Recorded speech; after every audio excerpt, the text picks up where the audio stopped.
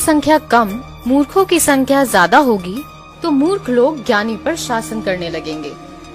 मानो या ना मानो, लेकिन भारत है तो मूर्खों का, महामूर्खों का ही देश है।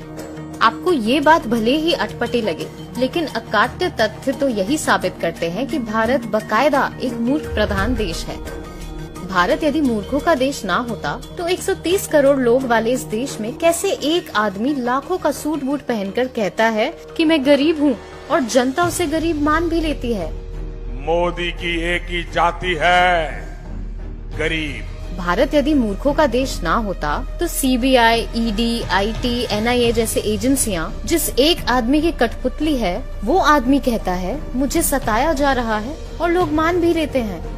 भारत यदि मूर्खों का देश ना होता तो जिसके पास संसद में भरी बहुमत हो, जिसकी पार्टी 22 राज्यों में सत्ता में हो, वो कहे कि विपक्ष उसे संसद में काम नहीं करने दे रहा और लोग मान भी लेते हैं। भारत यदि मूर्खों का देश ना होता तो भ्रष्टाचार में जेल काट चुके लोगों को टिकट देकर भी कहता है कि मैं भ्रष्टाचार के खिलाफ लड़ रहा हूँ, लोग उसे भी सही मान लेते हैं।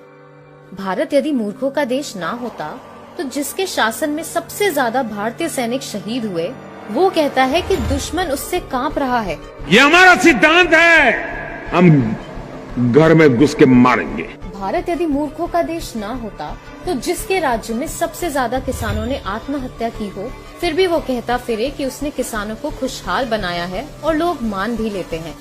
भारत यदि मूर्खों का देश ना होता तो जिसके राज में बलात्कार की वारदातें रोजाना नए कीर्तिमान बना रही हो, फिर भी वो कहता है उनका बेटी बचाओ अभियान सफल है और हम मान भी लेते हैं।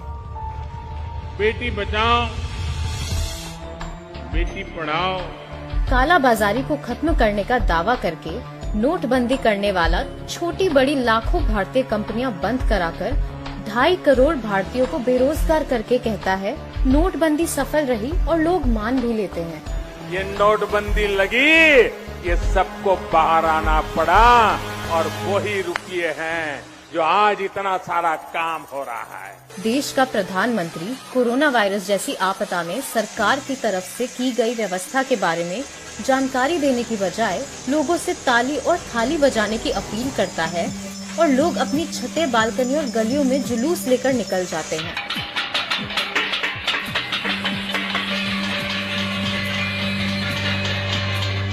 मूर्खों को धर्म, जात, गोत्र, खाप, आस्था, राष्ट्रवाद, जाति आधारित नफरत जैसे तोहफे हमेशा से बेहद पसंद आते हैं। आप दिल्ली में चुनाव जीतिए, नहीं तो मर जाएंगे मोदी जी। आप मेरी जान है मोदी जी, आपके बगैर नहीं जी सकते मोदी जी, नहीं जी सकते आप मोदी जी।